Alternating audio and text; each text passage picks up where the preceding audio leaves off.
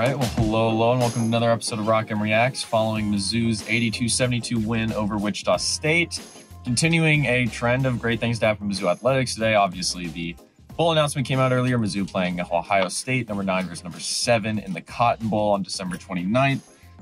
Go ahead, and I'd be remiss if I did not say to encourage fans to go ahead and get their tickets for that game. I already know. I believe they said everything in our comm that 80% are already sold. So by the time you're watching this video, it's probably too late anyways. That being said, at least go down there, tailgate, show out for the fan base, especially being in such a big bowl game for the first time in a while. And I think it was safe to say that our basketball team carried a lot of that positive momentum right before tip-off. It was announced, and then going into that game, starting out on a 10-0 run. Gates said post-game, shot out of a cannon was the best way to describe it. Wichita State looked a little out of sorts, sloppy on the offensive end, and they kind of recovered, but a lot of that Mizzou defense was forcing a lot of turnovers. So that start to the game, something we haven't seen a lot this season, a fast start from this team. What were your thoughts on that? It's a start that I've been wanting to see for a while. Just get out to a start and just hold the lead for the whole game, which is what they did tonight. But, I loved it on both ends of the floor. I really like the starting lineup they put out for these past two games by putting Tamar Bates and Aiden Shaw, because was it Bates that said on Friday, him and Aiden, they're going to go out there and give him a spark on both ends of the floor, and that's exactly what they did. I believe Aiden Shaw had a couple rebounds. Tamar had a pair of steals, all within the first 5 minutes of play. So, that's something that I really like. I like that they're finding a starting five, to help you get out in games. And they just had that 10-0 burst out the gate, and you kind of feel like, they wasn't going to really lose this one. Wichita State, there was just some very uncharacteristic turnovers. They were literally just throwing the ball out of bounds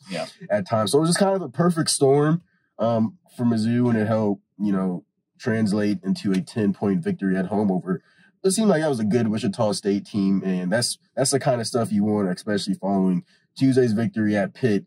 These past two games have been great and kind of just a breath of fresh air, especially after that 3-game stretch that they had over Thanksgiving break. So overall, just a great start, and it went on for 40 minutes. Yeah, and it was the type of deal you're looking at a Wichita State team that will probably compete for an American title this season, with Houston kind of being out of the conference. They're very experienced, especially in the guard position. They got, 3 guys.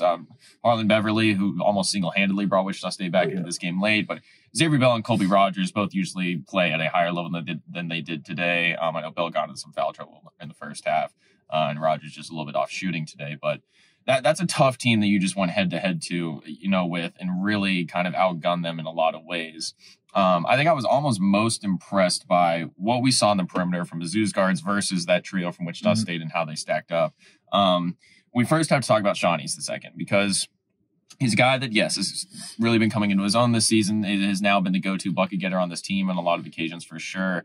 But this was a game where it was really, this offense was in the palm of his hand. They said post-game that he and Gates talked in timeouts, and Shawn East quoted saying, just keep it simple. He said, we're getting great looks off ball screen action. They're either doubling me or they're not defending the role properly. He was like, we're getting all the looks we want off of that. Why are we not just keeping doing that until they can stop it? It's exactly what happened. He has incredible patience with the ball in his hands. He makes the right reads 9 out of 10 times. And he finished 22 points, 9 assists, and all around great performance. I believe three steals as well. That's his fifth 20-point game this year, I think. Yeah.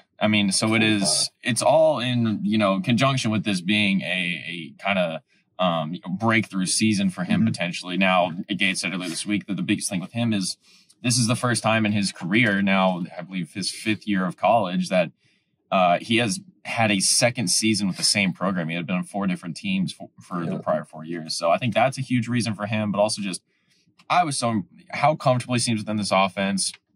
Everything's flowing through him. He's making the right decisions when he's getting into the lane. He's finding guys when they're open. He's encouraging guys to shoot when they need to shoot and get back into the game. Gates has talked so much about him being a coach on the floor. He truly has been. I think we saw that entirely today. And I was incredibly impressed. And I think going forward, if you're struggling for offense at any point this season and you're Mizzou, Shawn East, 3 guys on one side of the floor, two on the other side. Shawn East and a Connor Vanover, Noah Carter running a pick and roll. It's perfect. It was beautiful out there, him lobbing that to Vanover. Yeah, it's bread and butter for them. So yeah, your impressions of Shawn East and just kind of how he was able to really dictate a lot of what happened today. It's just nice.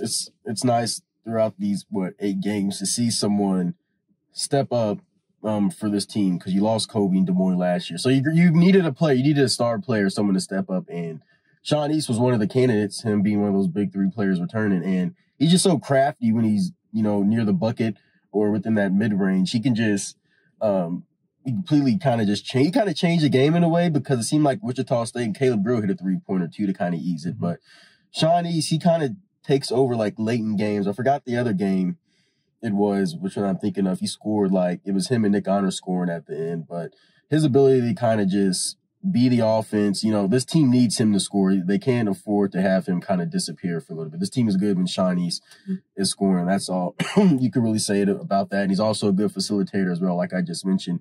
He had 3 lobs to Connor Vanover, which resulted in dunks, which were just beautiful. But, just overall, I'm just glad to see that he's taken that next step as a player on the court and off the court as well, because he's kind of a quiet guy. You kind of saw that last year, but he's kind of really became a leader. You kind of see him barking out orders and stuff, kind of like Nick Honor does. So just overall, just great to see him out there. Yeah, and I thought it was, Gates said, I believe a couple weeks ago, or maybe earlier this week, that second half of the Memphis game, and then the game following that, SIU Edwardsville, he thought East disappeared, and he literally went up to him and said, "We cannot have you, giving us less than 10 points in a game. We can't have you not being a factor, not being a voice in this team. Otherwise, we will not win games." He stepped up to that challenge surely in these past couple games.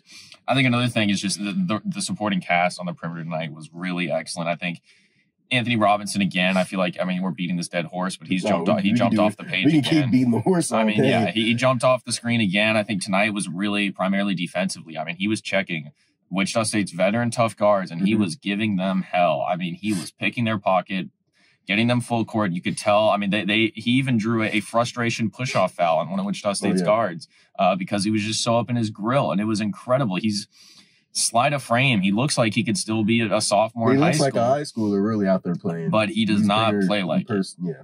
And so that's what's so impressive, how he has just stepped up to every single challenge that he's come across. Defensively, he's already playing at a high level, and offensively, his game is only going to get better. Incredibly impressed with him. Caleb Grill led the team in rebounds tonight yet again. Very gritty. He had that dunk attempt that was kind of scary, and he ended up coming back in the game and hitting that 3. He's a very gritty player. I like him a lot with what he brings with the rebounding ability. Especially this team didn't rebound well last year, and through this year, 5 of the 9 games they won the rebounding margin after only doing it twice last year. So that's a very great addition to this team. And when you don't have any 6'9", 6'10" plus guys that are necessarily, rebounding is not Connor Vanover's strength per se. When you don't have a guy like that, you need some of those guards to really be able to pick up some of that slack. Caleb Grill has certainly done that. High energy, high effort, much more you can say about him. He's finding his shot, I think, slowly but surely as well, which is really coming along. But I think it's starting with his efforts on defense, his efforts in rebounding are going to translate to that offensive end for him. He's a big momentum player, a big emotions player. You can see that out on the court. Lastly, Nick Honor, who, again, it was streaky, but he started this game. At the start of this game, he was hunting his own shot, and I think, yet again, much like the Minnesota game, he sparked this offense because of his aggressiveness early on, and then he took a step back because Sean East, etc., started picking it up as well. But it was another game in which I saw Nick Honor make the contributions he thought in his head he needed to make, and then the rest of the game, he was playing somewhat of a supporting role, yes, but he was still there, he was still a factor. I think when Sean East has a night like this, you see Nick Honor take this more supporting role. And then ideally, when Sean East has an off night, Nick Honor can swap spots with him, and Sean East becomes a supporting role guy between those 2 veteran guards. So that trio right there, incredibly impressed by how they've all played so far. I think that's got to be those 3 Sean East are your guys you're rolling with. Tamar Bates, you're throwing in there as well, who had a solid game overall, just got into some foul trouble and lost a bit of his touch in the offensive end due to some turnovers. But those guys are probably what you're mainly going with. In Honor, the performance he had in Pittsburgh was not good. I was so glad to see him come out there and just shoot the ball, because he couldn't buy a free throw against Pitt, and he really struggled out there. So it was just overall good to see him come out there and give out the performance that he did, and being able to put some balls in the bucket. And I think the thing that Gates was almost most proud of, maybe about anything in this game, frankly, what was their success at the free throw line. Finally got aggressive, drew a bunch of fouls. Wichita State still shot more and still got in the double bonus earlier, but as an undersized team, you're going to have to accept that you're going to just have to eat some fouls some games. But 23-25 from the line, closed it out effectively at the end of the game when Yeah. Wichita State cut it to 2 points at the very end, or with, I believe, a little bit over 3 minutes left. In a moment where Wichita State had all the momentum and had never led that day, but, they could have taken it right back then. Closed it out wisely from the stripe. They took care of the ball down the stretch. It was encouraging. Another encouraging performance, and a sign of a team that really does. The Jackson State loss, probably withstanding, has done a great job of closing games out this season. You saw it against Minnesota. You saw it against Loyola Maryland as well. You saw Jordan Butler also dunk it. Oh, yes. Just, also very true. Just instead of just holding it, he had some dunks today, which kind of warmed my heart a little bit. Yeah, exactly. So I think another really impressive way to close out a game for Missouri, against a very tough opponent that is going to be competing for an NCAA tournament berth this year, I would imagine. They also, to segue into our next point, Wichita State will also have an in-state battle with Kansas in a couple weeks from now. Mizzou gets the first crack at it, though. Next Saturday at the Fog, 4:15. Kansas walked into Mizzou Arena last year, obviously humbled the Tigers, who had not really yet played a strong opponent. This season, it's very different. Mizzou's already really been humbled, and they're still slowly kind of figuring out this rotation and chemistry and tendencies, but it's getting there to the point where you think this Mizzou team can really start competing with some of the country's best at their A game. Yeah, when their Mizzou's playing good. Kansas has been up and down recently. I believe it was Eastern Illinois. Won by by 7 or 10, something like that, Eastern Illinois the other day. But then you come right back Friday night and beat a UConn team that's probably going to contend for another national title. So again, Kansas has an incredibly high ceiling. In looking ahead to next Saturday, what do you really want to see from this team moving forward? Taking just win-loss of the table. What do you want to see them do in the Fog? Compared to last year and just putting forth a better performance in the rivalry, but B, just from the continued development of them. Okay. So you said I'm going to take one thing I do want to see is a win, though. Come on. It's been since 1999. That's stunning. Go and win in Lawrence. Just go ahead and do it. But I just don't want to see no more 20, 30-point blowout losses. At least be in the game with them. Make yourself respectable in that game, because these last 2 games have been quite embarrassing. It hasn't been fun to watch Kansas just do that to you in back-to-back years. I don't know if that's ever happened to a Mizzou team like that in back-to-back years, but against Kansas. So just go in Lawrence and play confident. Don't let your eyes get too big, or whatever the phrase is.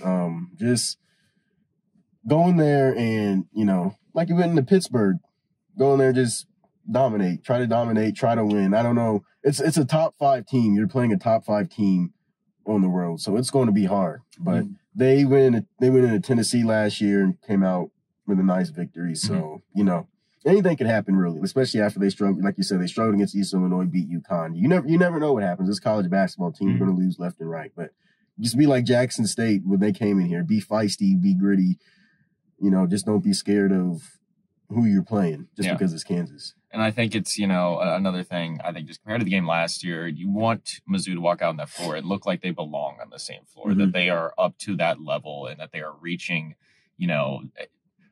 for that tier of basketball that Kansas has already mastered for the past 10 plus years under Bill Self.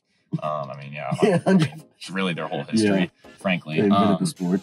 Yeah, essentially. So, it'll be an interesting one. 4:15 next weekend at Rupp. Pending credential improvements. Jaden and I will be there on site for the game, providing some coverage. So, very much looking forward to that. The Fog in general. Maybe I'm not supposed to say this, but the Fog is a bucket list place for me, regardless. It's for any college. I certainly am excited to hopefully be able to make it down there. And then the schedule certainly heats up through the rest of December as non-conference play continues to heat up in Kansas City and St. Louis, both sides of the state. Mizzou does not return home until December 30th in Central Arkansas, but we will see you all next Saturday, probably from the Fog post-game Kansas, Missouri. Parker and Jaden, it's another Rock M Reacts. Thank you, everyone, for tuning into Rock M Radio, a proud partner of Fans First Sports Network. If you enjoyed this episode and would like to see more just like it beamed directly into your personal device, just click the subscribe button below. And you can find this podcast through the Apple Podcast app or for iPhone, or the Google Podcast app for Android, or whatever app you use to listen to your podcast.